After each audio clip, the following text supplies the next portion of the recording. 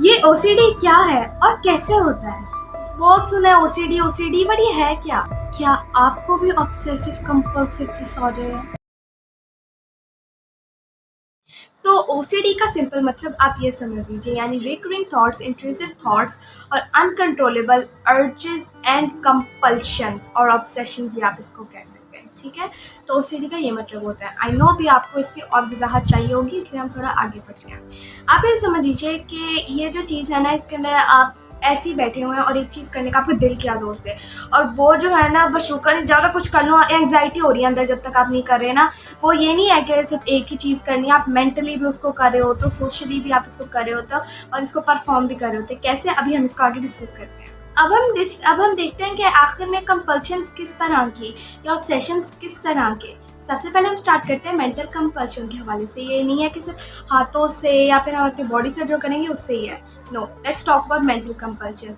लोग क्या करते हैं इसके अंदर, मैं आप लोगों को थोड़ी सी एग्जांपल से। काउंटिंग, जैसे कि काउंटिंग अपने ध्यान में स्टार्ट कर देते हैं। ये कह लें एक नॉर्मल सिम्टम आप कह लें इसको।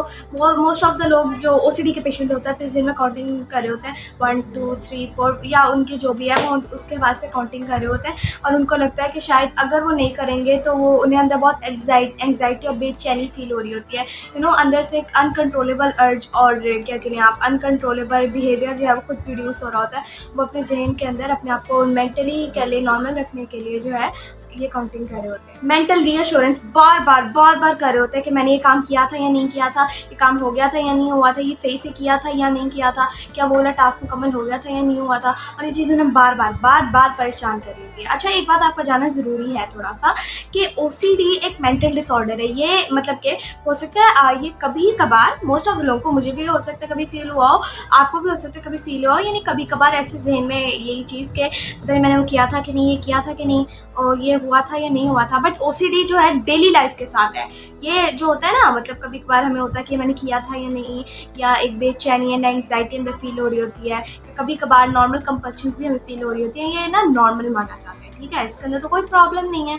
But OCD is different. ये हमारी डेली लाइफ के साथ इंटरफेयर करती है। क्या ये हमारी डेली लाइफ के अंदर चलते हैं और हर चीज़ के ऊपर ये अप्लाई होना शुरू हो जाती है जो एक्सट्रीम लेवल पे होती है, ठीक है।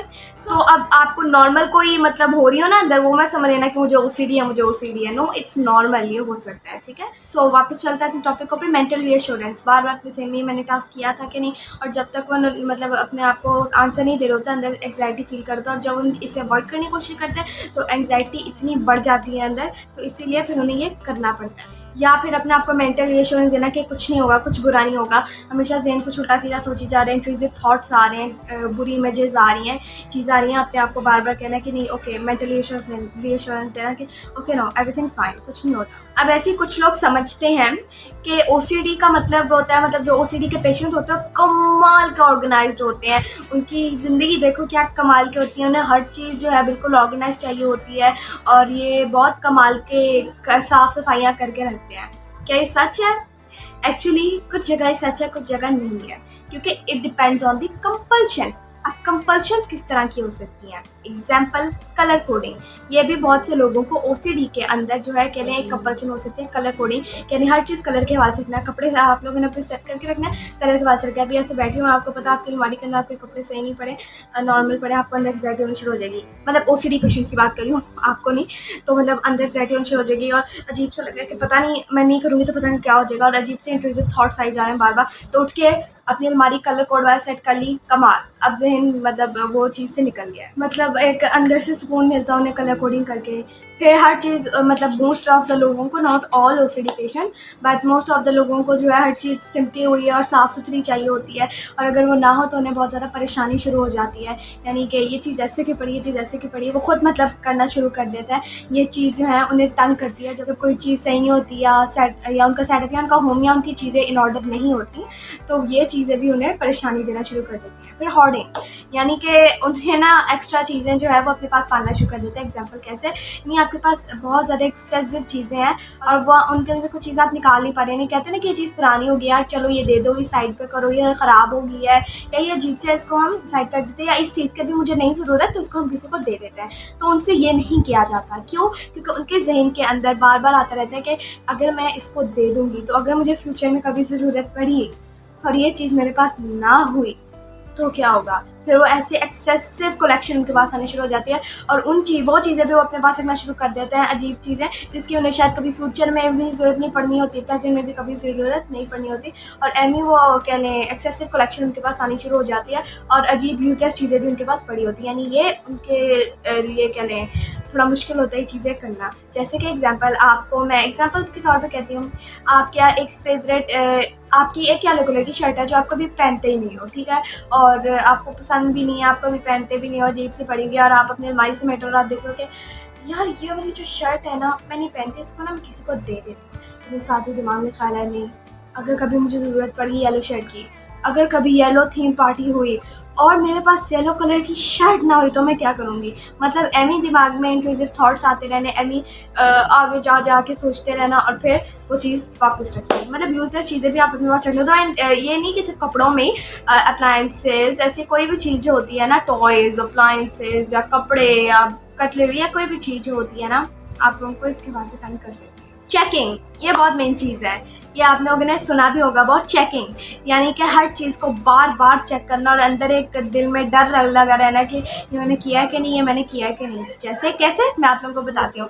जैसे कि आप को बार बार डर लगा रहना, मैंने चूल्हा बंद किया था कि नहीं, चूल्हा मैंने बंद किया था कि नहीं, आपने देख लिया एक दफ़ा किया था बंद, फिर बैठे हो दोबारा डर लग रहा है, चूल्हा मैंने बंद किया था कि नहीं, 4 5 6 दफ़ा ये कर लिया। अब ये तो अब नॉर्मल बिहेवियर है ना, अब आपको एकदम पता है कि मैंने चूल्हा बंद कर लिया, हो गया, आपने चूल्हा बंद कर लिया, आपको समझ आ रही है। अब बार बार आपको टेंशन हो जा रही है, एंग्जाइटी हो जा रही है, बार बार चेकिंग करना। फिर होम अप्लायंसेस देखना कि जो मैंने एग्जाम्पल देती हूँ, जो मैंने हेयर ड्रायर यूज़ किया था, क्या वो जो है मैंने उसको अनप्लग कर दिया था, क्या मैंने अनप्लग कर दिया था या नहीं किया था। तो वहाँ जाना, बार बार देखना मैंने अनप्लग कर दिया था, भले आपने सही से सब कुछ कर भी लिया और बार बार आपको वो चीज़ तंग कर रही हो, ये हो सकता है इसके अंदर। अपने घर का गेट बंद किया और आप जाके आराम से बैठ गए, फिर डर लगना मैंने गेट बंद किया था कि नहीं, मैंने गेट बंद किया था कि नहीं, जाके देखना, एंग्जाइटी होना अंदर शुरू हो जाना, तो नहीं मैंने किया था कि नहीं, मैंने किया था कि नहीं, तो वो जाके फिर देखना और बार बार देखना, ये अजीब सी चीज़ होना शुरू हो जाती है।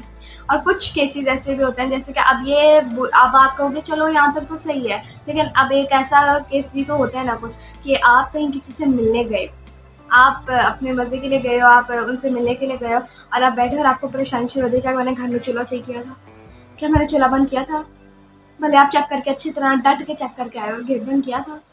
अजीब सी कैलेंडर अंदर शुरू हो जाए और ये चीज़ें जो है आपको डिस्कम्फर्ट ऑब्वियसली फील कराएंगी, डिस्ट्रेस फील कराएंगी और एंग्जाइटी के अंदर आप इसके बाद से जा सकते हो। That's why it's called a disorder. या अब ईमेल या टेक्स्ट रीड करना बार बार कि कहीं गलती ना हो जाए मुझसे, या भेजते वक्त बहुत रीड करने, या जब आए तब बहुत रीड करने कि मुझसे गलती ना हो जाए, कुछ गलत ना हो जाए। तो वो अब ईमेल्स, टेक्स्ट मैसेजेस या व्हाट्सएप इसको बार ऐसे चेक करना, ये भी हो सकता है। फिर सोशल कंपल्शंस भी इसके अंदर आ जाती हैं, जैसे कि कन्फेसिंग, मतलब अपने ऊपर कंट्रोल नहीं है और बार वो चीज़ जो है ना मुँह से निकली जा रही है, कन्फेस किए जा रहे बार अजीब सी जो है ना, मतलब कुछ कंट्रोल नहीं है अंदर, और सोशली आप किसी के साथ भी कन्फेस करी जा रहे हो, भले जो लिसनर है वो सुनने की पोजीशन में या सुनना चाहता भी है या नहीं।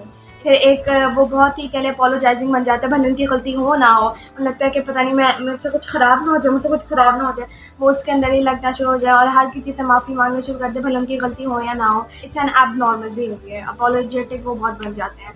उसके बाद ये मतलब ये तो सही है, लेकिन आगे ना जो कंपल्शंस डिपेंड करती हैं एक इंसान के ऊपर कि क्या कंपल्शन उसे लग रही है। ऐसे ना बहुत से लोगों को अजीब कह लें बुरी कंपल्शंस भी हो सकती है, जैसे कि हार्मिंग अदर्स और हार्मिंग योरसेल्फ, यानी कि अपने आप को नुकसान पहुंचाना या किसी और को नुकसान पहुंचाना, ये कंपल्शंस उन्हें इसके हो सकते हैं और वो उसके बारे से उन्हें एंजाइटी होना, बार वो थॉट्स, वो इमेजेस उनके दिमाग में पॉप अप हो रहे हैं बार और वो ऑब्वियसली कंफर्टेबल नहीं फील कर रहे, ये उनके जहन में हो सकता है और उसे कंट्रोल करना भी उनके लिए थोड़ा सा मुश्किल भी होता है। किसी को नुकसान पहुंचाने के थॉट्स, अपने आप को नुकसान पहुंचाने के थॉट्स, ऐसा कुछ भी हो सकता है। कंपल्शंस एक बंदे के ऊपर वेरी करती हैं, डिपेंड करती हैं, ठीक है, तो इट कैन बी नेगेटिव और पॉजिटिव। बट स्टडीज बताती है कि मोस्ट ऑफ द जो ओसीडी पेशेंट्स होते हैं ना, जो उन्हें नेगेटिव थॉट्स आते हैं उनके ऊपर इंप्लीमेंट नहीं करते। बट आप खुद सोचिए, जो एक इंसान उनके जहन में बार आ रहा है, ओसीडी पेशेंट जिसको के लिए फील कर सकते हैं कि वो कितना अंदर से महसूस करते हैं, कितना अजीब फील करते हैं और कितना वो अपने आप को कैद में महसूस करते हैं। तो ये जो चीज़ें हैं ना, ये आपको इसके अंदर फील हो सकती हैं, हार्म ऑब्सेशंस भी इसके अंदर फील हो सकती हैं एंड लेकिन ये बिल्कुल नेचुरल चीज़ नहीं है, मैं आपको बता दूँ, OCD is not a natural thing. इसको ट्रीट करवाइए। आज ही हैप्पी लाइफ लेडीज से हमें कांटेक्ट कीजिए और हम प्रॉपरली थेरापीज एंड टेक्निक्स आप लोगों को प्रोवाइड करते हैं और आपकी प्रॉब्लम जड़ से ख़त्म करके रखते हैं। ऑब्वियसली हम बहुत सी चीज़ें अपनी ज़िंदगी में अचीव कर रहे हैं और बहुत से लोगों की ज़िंदगी हम बदल रहे हैं। So it's not normal. आज ही आप हमसे अफोर्डेबल फ़ी के अंदर जो है आज ही हमसे काउंसलिंग करिए और आप इंशाल्लाह ताला अपनी ज़िंदगी बदलिए। Okay, so OCD is a not normal thing. और अगर आपको ज़हन में ऐसे अल्लाह ना करे कोई भी डेथ या सुसाइडल थॉट आ रहा है, ला हौला वला कुव्वता इल्ला बिल्लाह पढ़े और हैप्पी लाइफ लेडीज को कांटेक्ट कीजिए। इंशाल्लाह ताला हम आपको प्रॉपर फैसिलिटेट करेंगे। अब एक सवाल है कि क्या ओसीडी ट्रीटेबल है, क्या इसको सही किया जा सकता है या नहीं? तो ये सवाल का जवाब है जी, इट्स ट्रीटेबल। ये बिल्कुल सही किया जा सकता है और वो कहाँ? हैप्पी लाइफ लेडीज पे इंशाल्लाह ताला, बिकॉज हम प्रॉपरली आप लोगों की काउंसलिंग कोचिंग करते हैं and you know therapies like CBT और ऐसी बहुत सी exposure therapy. CBT means cognitive behavioural therapy. कमाल की थेरापीज करा के आपको अपने पर कंट्रोल पाने की प्रॉपर के लिए आपको फैसिलिटेशन देते हैं और काउंसलिंग एंड कोचिंग करते हैं इसके हवाले से। और अब आप ये भी थोड़ा सा लीजिए कि कंपल्शन एक बंदे के ऊपर वेरी कर सकती हैं। यानी कि आप ऐसे ही बैठे हो, ये पेन है मेरे पास, आप ऐसे ही बैठे हो और आपका दिल करे इस पेन की कैप को खोल दो, नहीं खोल रहा है तो एंग्जाइटी हो रही है, बहुत एंग्जाइटी हो रही है, पेन की कैप को खोल दिया। उसके बाद अब ऐसे ही आप बैठे हो और पेन की कैप खुली हुई, आपको एंग्जाइटी हो जा रही है और थॉट्स आ जाए ऐसे ना हो जाए, ऐसे ना हो जाए, ऐसे ना हो जाए, ऐसे ना हो जाए, ऐसे बंद कर दो, बंद कर दिया, लेकिन फिर खोल दिया, बंद कर दिया। ये ऐसी कोई बुक खुली हुई है, ये मेरी बुक है, ये खुली पड़ी हुई है, ऐसे ही आपको यार ये बुक बंद कर दो, इसको भी ये ना हो जाए, एमी थॉट्स बनाई जाए, इंट्रूसिव थॉट्स आई जाना, इमेजेस आई जाना, ऐसे ना करो, ऐसे ना करो, बंद कर दो, बंद कर दिया। नहीं यार इसे खोल दो, अजीब सा फील हो रहा है, एंग्जाइटी फील हो रही है, खोल दिया। मतलब ये ना कंपल्सन वेरी करती है एक इंसान के ऊपर, बट इट्स नॉट नेचुरल, क्योंकि आपने अपनी ज़िंदगी का मज़ा ही नहीं लिया। जब आप अपनी ज़िंदगी ओसीडी में गुजार दी तो क्या मज़ा है यार, मतलब हर चीज़ के ऊपर एंग्जाइटी, बेचैनी, परेशानी होते रहना। So it's not normal. आज ही ट्रीट करवाइए। Thank you for watching my video. I hope आपको पसंद आई होगी। लाइक कीजिए, शेयर कीजिए, चैनल को सब्सक्राइब कीजिए और बेल आइकन को दबाना मत भूलिएगा। Stay tuned for next videos. जज़ाकल्लाह, अल्लाह हाफ़िज़।